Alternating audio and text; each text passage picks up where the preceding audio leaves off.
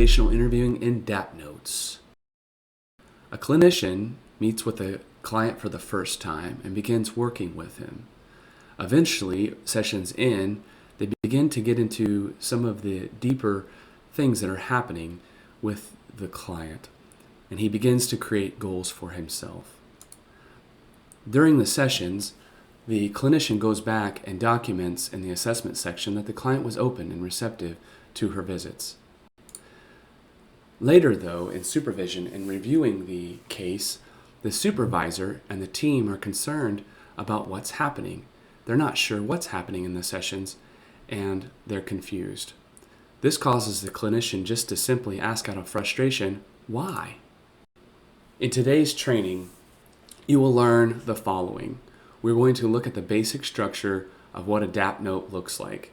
DAP notes are also session notes or treatment notes, depending on where you work. Second, we're going to look at how documentation sessions look like when motivational interviewing is used. And third, we're going to look at some specific quotes or examples of motivational interviewing being used in documentation. What today's training is not is that it is not a training in the use of motivational interviewing skills, strategies, or even the spirit of motivational interviewing, though that will come out in some of today's training through our documentation and looking at what that looks like. We'll begin with the basic structure of what a DAP note looks like.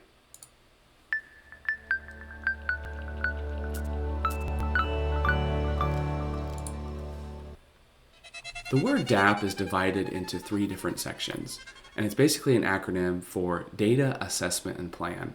And those are your sections within the note when you're doing your recording of your data and your assessment and your plan. The data section is usually comprised of 50 to 60% of your note, whereas the assessment section is 30 to 40% of your note, and the plan, the smallest section, which is usually 5 to 10% of your note.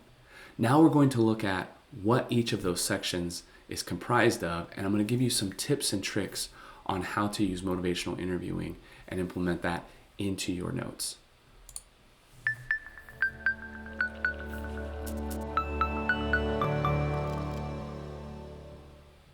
The data section highlights 2 different things, the subjective data and the objective data. That is, the things that happened during the session or during that visit with the family. Now, if you're used to SOAP notes, this is straight out of SOAP notes, and it's the subjective and objective combined into one section. Now, from my observations, there are 2 cautions when it comes to recording the data that happened during a session. One of those cautions is giving a play-by-play. That is too much information. The data section is to be a highlighted summary of what happened during that session. If someone was to follow you as a clinician and start reading the chart and never have met the family, are they able to get a good grasp of what the family story is ongoing and what you did with that family as well? The second caution here with the data section is quoting too many things from the session. Specifically, if this is the case, you could be called into court sometime, and a lawyer may even say, on such and such date, you quoted the client. Can you finish this quote? What happened just before or after this quote? This could be a concern if you're not able to remember months ago what happened during that session. Things that the data section does cover is, first of all, who was there during that meeting? Where maybe was the visit located? And then moving into the meat of the data section, we're going to look at what happened. First of all, what happened when it comes to how the family appeared? Were they disheveled? Were they not? What words maybe that were spoken that were key words during the session? Feelings that seemed to have come out? And then the behaviors that happened during that session as well. The second thing of what happened to document is usually overlooked. If you go online and you type in DAP notes and try and understand them, many websites are going to say the second one, but it's highly important, especially when motivational interviewing is being used. That is, your interventions as a clinician that you used during the session to move them towards change, Motivational interviewing is all about that change, and so we want to make sure that we're documenting what that change looks like during a session. Now, we're really going to zero in on the second part for a large part of this next training because it's the toughest part to do when it comes to motivational interviewing. There are multiple interventions that you can use with a family. The first is the use of complex reflections. And those complex reflections could include identifying the feeling and reflecting that back, identifying values and reflecting that back, reflecting using overstating to reflect back to the family, or continuing the paragraph where that family left off. Other complex reflections could include understanding, or using a double-sided reflection, or an analogy reflection, or just a simple reflection.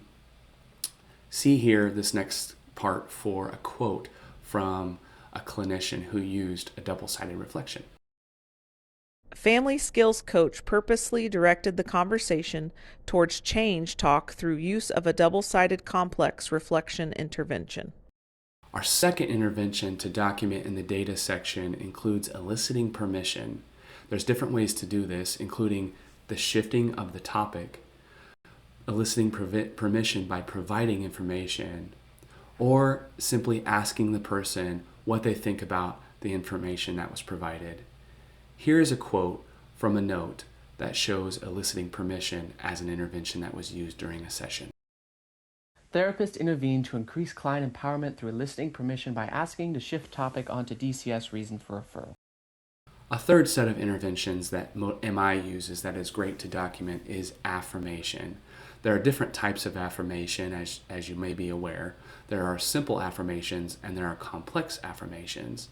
A simple affirmation focuses on the effort of the client or family and the accomplishments of the family. A complex affirmation really zeroes in on something deeper, and that is the strengths that you see of the client and the qualities that you see of the client. Here's a quote from someone using affirmation in their notes. Family skills coach built affirmation towards change talk through use of a complex affirmation on the exhibited strength client displayed. Another intervention to document is the use of summary. Summary is used to transition in between topics, and it also can be used to highlight change talk, especially at the end of a session. Here is a statement of a skills coach using summary in their note. Family skills coach provided an intervention through use of a summary at session's end, which highlighted key change talk components the client discussed during the session. Negotiation is another intervention that is great to use with families. It's used for agenda setting, it's used for goal setting or treatment planning, and it helps build collaboration. Here's a quote of someone using that in their notes. Therapists worked in collaboration with the client through use of negotiation strategies and goals. The next one is autonomy, and emphasizing that for the client is a big piece of MI. It helps focus the responsibility off of you as the clinician and onto the client for their change. And it highlights the client's control and their freedom. Here is an example of autonomy as an intervention being documented. Therapists use the intervention of emphasizing autonomy to increase clients' motivation by exploring the client's freedom of choice to not meet or meet with Josiah Whites. Therapists ask permission to provide information on what the therapist has observed from DCS if the client were not to meet. And then, of course, the use of questions, which we put later because questions are not the primary vehicle for intervention with MI, though they are useful, and there's quite a few. There's look-back questions as an intervention, look-forward questions, the querying of extremes for questions. There are exploration of goals and values, questions that explore that. There is a pendulum question that can be used, and then there's a come alongside type of question. Here's an example of a clinician using a pendulum question and then documenting that in their data section with their notes. Family skills coach used a pendulum intervention to explore with the client what benefits the client sees about continued using versus the drawbacks they see. There are many other interventions that can be used with motivational interviewing, especially through a coaching perspective. One might be the use of a confidence ruler. Here's a quote from someone using a confidence ruler and putting it in their data section. Family Skills Coach used a confidence ruler on the importance of the housing item set during negotiating the agenda. Another may be the use of a decision balance, which is a way to look at changing and not changing. And then a third one may be the use of some kind of values sort. This is a values deck that is available to you for use. The values deck is divided in different categories by a man named Dr. Schwartz, as you see here. And those categories fall into a theory of basic human values and what that person is pursuing. Is it personal focus, growth, a social focus, or self-protection? If you want to learn more about your values, please go to the following website, discoveryourvalues.com.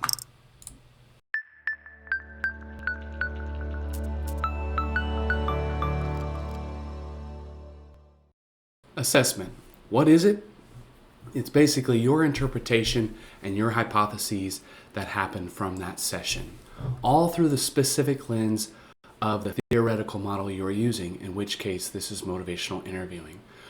What is the level of change that's happening? What is the motivation? That's what we're looking at for motivational interviewing assessment section. There are a few cautions that I would give after I've looked at many notes over the years. The first one is focusing too much on openness. If you remember from the beginning story, the clinician had gotten frustrated because they had documented that the client was open and receptive to the visit. If this continues to happen too much in the notes, it can indicate that treatment is not happening with the family. Instead of focusing on willingness and their openness to your visit, which, by the way, is documented by the summary of how many times you're visiting them and how many times they're no-showing and canceling, more so than you writing it in an assessment section. Instead, looking at that assessment section and looking at the different ways that motivational interviewing is playing out during that session with the client might be a better way. How do we get to treatment quickly with the client? One of the ways that we might be able to do that is what's called a bridge. We kind of bridge off of the last session when it comes to what we were working on in treatment and their goals, or even making a goal of making a goal, and bridging into the next session by saying, this is what we talked about last time, giving that summary of the change that happened and bringing it into the current session. The other thing to be aware of when it comes to the assessment section is certainly, if you're not a therapist, avoiding the language of diagnosing or looking at their symptoms. Now, this is a tough one, but it can be done. If you're a therapist, by all means, in the assessment section, please include the diagnostics and their progress or lack thereof from your session and what the client is indicating. Otherwise, we're going to be moving into an idea of looking as the expert or the physician that's in front of them. That is not in the spirit of MI, which is towards collaboration and partnership. There are up to 7 different things that you can include in the assessment section of the DAP note. The first one is, what is your perception that happened during the session of change talk? Specifically, was it 30% change talk versus 70% sustained talk during the session? Or was it more? Did it increase since the last session? Or did it decrease during the last session? Now, this takes a whole lot of experience with motivational interviewing, especially using those skills and strategies. But that is how much you are doing. But you also are tracking during that session, how much is this talk coming out that's indicating change and the client thinking about that change. Because if we can get them talking about change, then their mind will follow the talk that's happening. Now, once you become better at doing this, you could even beef up your notes and talk about the 4 different types of talk that's happening during the session. One over here being discord talk, then moving into sustained talk.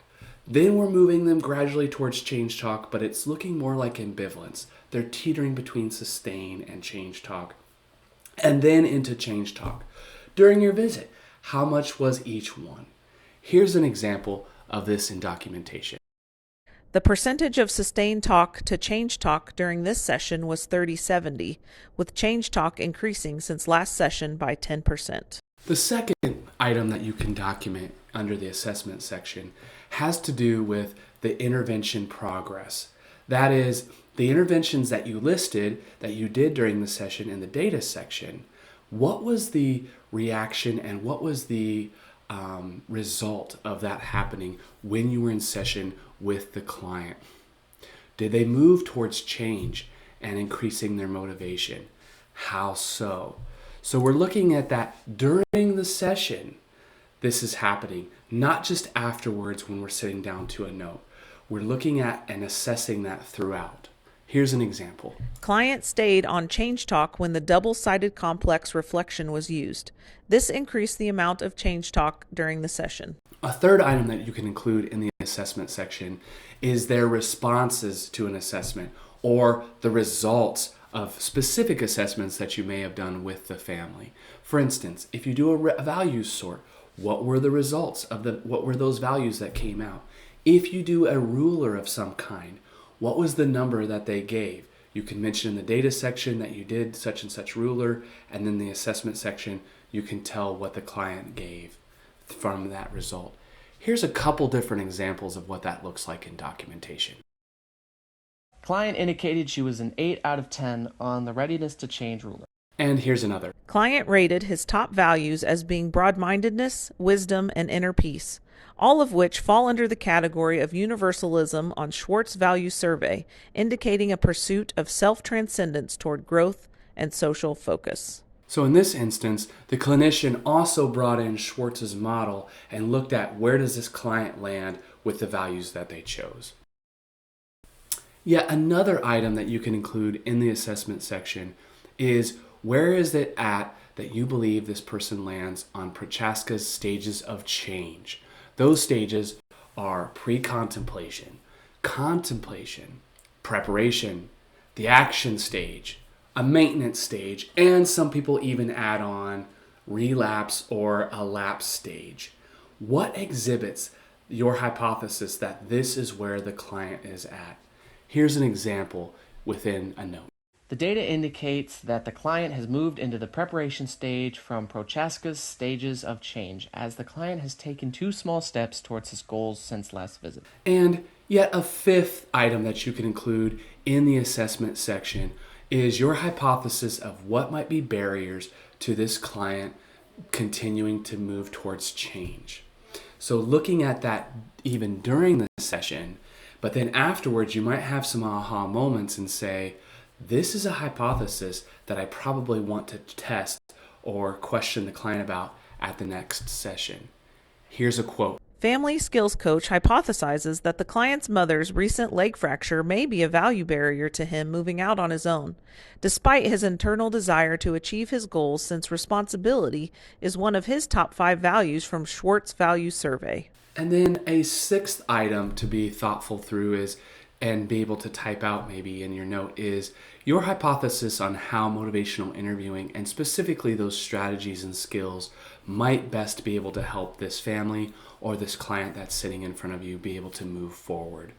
Here's an example from a therapist documenting that. Therapist hypothesizes that continued use of MI interventions such as simple and complex affirmations will further bolster the family towards improved home conditions. And then the last item, but maybe not the least, would be the completed tasks that happened during that session to your awareness. That is, those tasks of engaging, focusing, evoking, and planning phases. Where did you get when it comes to that during that session? Here's some documentation that someone did. During this session, the family skills coach and clients completed the engaging, focusing, and evoking tasks evidenced by the data of this session. This moves us into our last section of the DAP, which is the plan.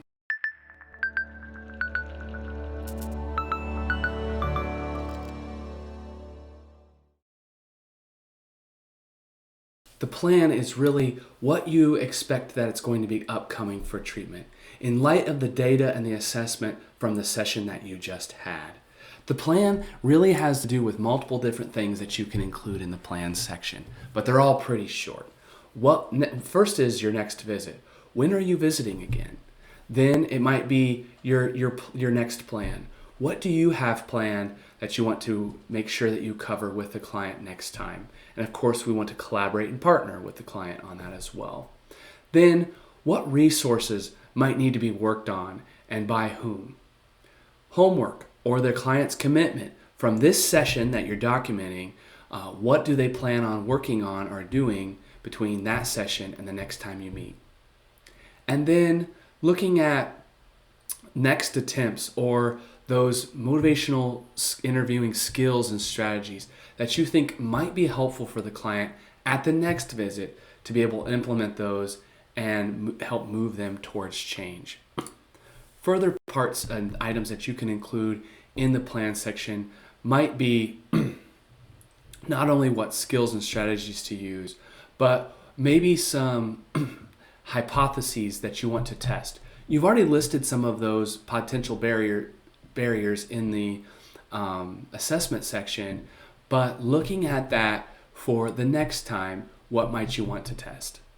And then what contacts do you want to make between now and the next session as well? Maybe it's contacts that you need to make on behalf of the client, or maybe the client is going to make those and that's part of their commitment. And then treatment planning wise, after this session and the content of this session, as you're looking at it and you're planning for next time, in between sessions, is there any changes that need to be made to the client's goals that you've typed up specifically on the treatment plan? Here's an example of an entire section that someone completed for the plan. Next session scheduled for 12:25. Family Skills Coach will attempt to move client toward the evoking stage at next visit through further use of querying extremes and double-sided complex reflections. Family Skills Coach will further explore hypothesized barrier to change being client's mother's health. Family Skills Coach will follow up on client's commitment to call the landlord. Family Skills Coach will update the treatment plan with this goal. Today, we covered these 3 items: how to set up a motivational interviewing DAP note, how to document interventions and your assessments, and then we looked at examples of others recording their data, their observations, and their hypothesis. For more information, please go to the Motivational Interviewing Network of Trainers Mint website, or you can reach out to Jope Consulting, who we usually use for a lot of our different training. If you have any questions from today, please feel free to reach out to me or to your supervisor, and have a great day.